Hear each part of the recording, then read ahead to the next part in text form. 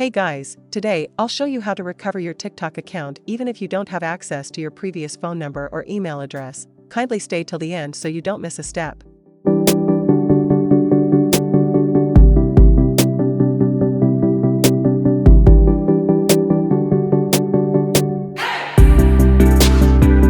As you can see, I can't access my account because I have forgotten my password. Now go to any web browser of your choice.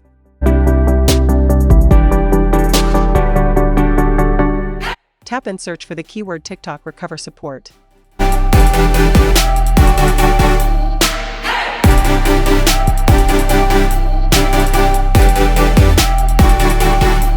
Select the first website.